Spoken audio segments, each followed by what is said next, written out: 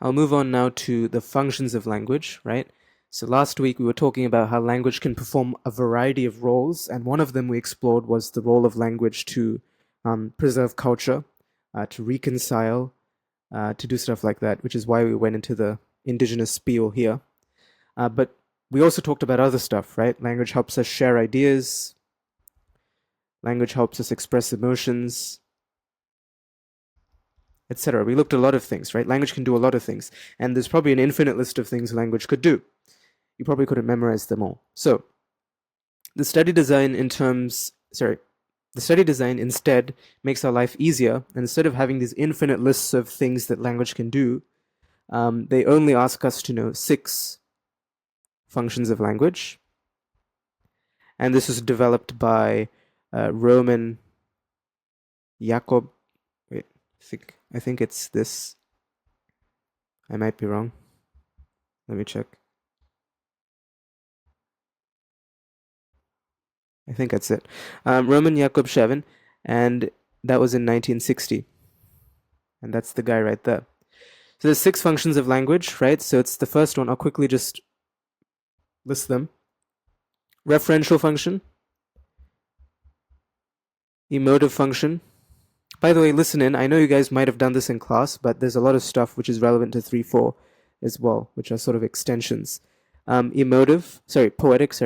Referential. I'll start again. Referential, emotive, poetic, phatic, conative, metalinguistic. And the acronym I use to memorize them, RECPMP. You can probably create a new one. Referential, emotive, conative, poetic or phatic, metalinguistic, and the other P. RECPMP. Cool. We'll start with the first one, referential function. If anyone remembers, what is the referential function?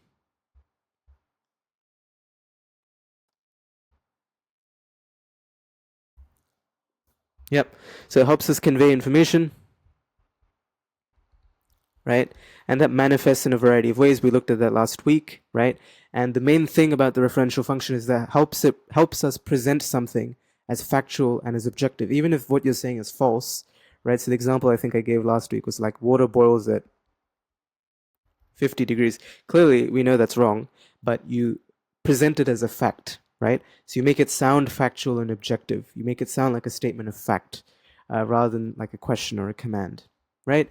And we looked at some examples there. Not going to go too much into that. Cool. Now, declaratives, right? Declaratives, anyone remember what that was? What is a declarative? Or give me an example of a declarative. Maybe it's hard to define.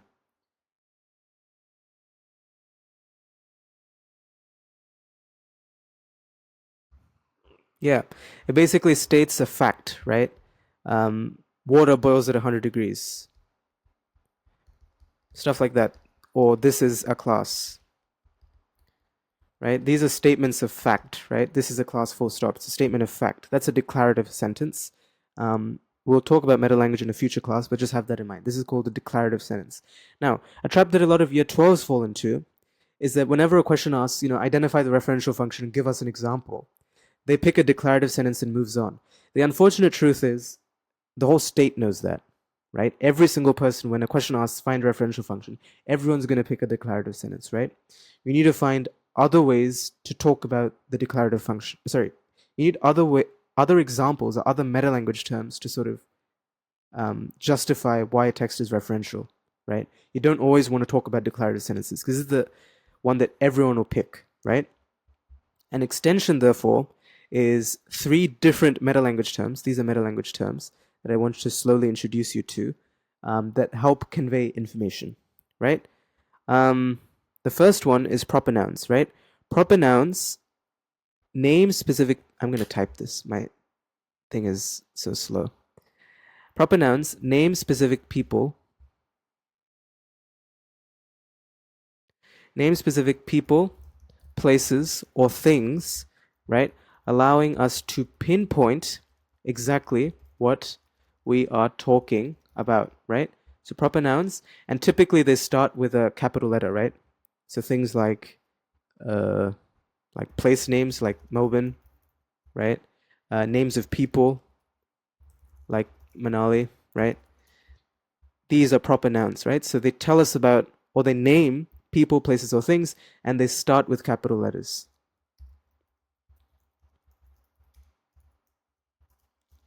Right? So an example is something like this. So the protest happened in Melbourne.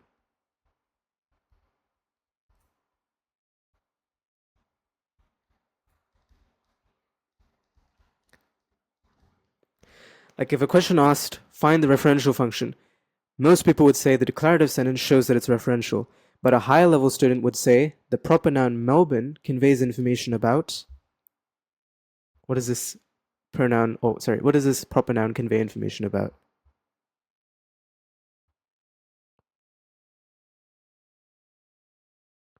Yep, the location, about the where the protest happened, right? And another example, Dr. Thompson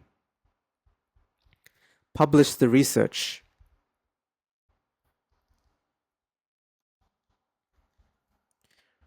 right?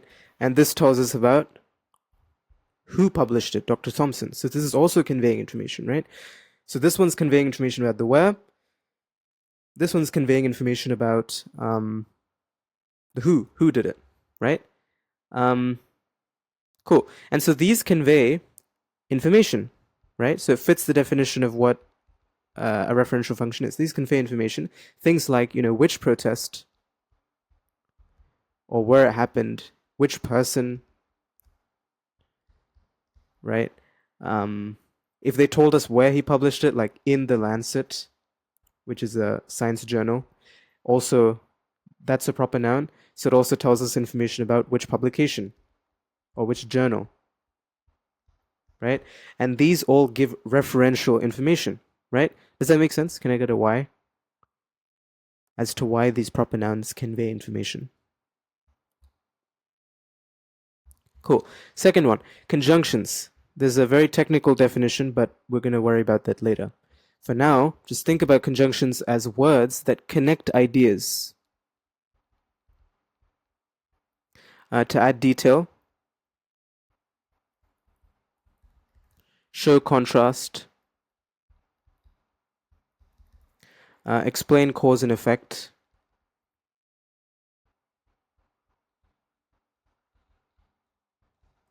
right? And it adds detail to what's being conveyed, right? So it connects ideas. That's the main idea there, right? So, an example, she studied hard and passed the exam. So that's the conjunction there. It's adding more information, and passed the exam. Another one, I missed the test because the bus was late. And that's the conjunction there, right? It's adding information about why you missed the test, right? So this is conveying information about why you missed the test, right?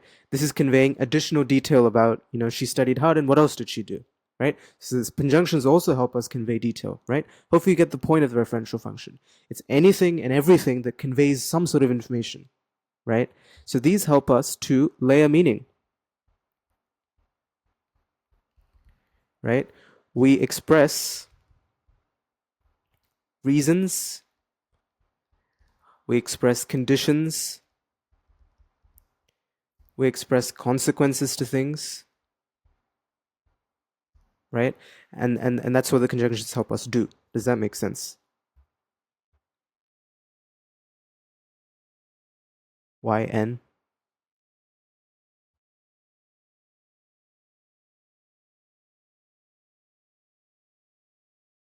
Cool. Third one, jargon. Again, there's a very technical definition, but we're not going to worry about it. Jargon refers to technical or specialized vocab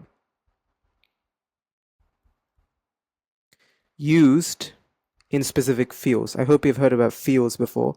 Field is basically like a topic, right? So if you're a doctor, you're going to use doctor-related words, right? You're going to use things like tachycardia or like hypertension. Those are really fancy technical words that convey really, deep ideas, if that makes sense. So technical language used in specific fields, things like, I don't know, medical doctors are going to use certain language, lawyers are going to use very technical language, even gamers use technical language, sorry. If you're a sports fan, you're going to use technical language. If you're into cricket, tennis, that sort of stuff, they're going to use technical language as well. An example, I don't know, the patient presented with I'll just use the example, tachycardia, right? Or another one, he's a high DPS player or DPS character in Overwatch. I don't know. That's also jargon though. That's jargon. That's jargon. And what sort of information does this convey? Actually, it's probably not gonna. Yeah, this sort of language allows us, or allows experts, right? So experts within their fields, right? So doctors, for example, or gamers, allows experts to convey complex information, right? Tachycardia is something you and I probably wouldn't understand, but a doctor is able to really understand what it involves, what it means, right? So it allows experts to convey complex information very precisely, right? So again, it helps them convey complex information, right? So go beyond just thinking, just because there's a sentence and it's a declarative, therefore it's referential, because everyone's going to pick that, right? Your examiner's not going to be impressed. Whereas if you were to pick one of these, there's obviously more, but this is just a starting point. But if you were to pick one of these instead, it shows the examiner you can really think a bit deeper than just what everyone else thinks, right? Cool. You also learned 3 new metalanguage terms, right? So remember, metalanguage is the label we put onto words, right? So pronoun is the label we put onto things like Melbourne, things like Dr. Thompson. Conjunctions are the label, metalanguage label we put on words like and because. And then jargon is the label we put on words like these. So I've just taught you 3 new metalanguage terms. So keep that in your head. We'll eventually come back to it, but for now, keep it in your head. Cool. Let's do this exercise. I think it's important. Where are you likely to find the referential function in action? So give me 3 domains or 3 places where you can probably find the referential function. And answer these questions. Oh wait, don't answer these questions. Just tell me 3 places and tell me why you expect them to be referential.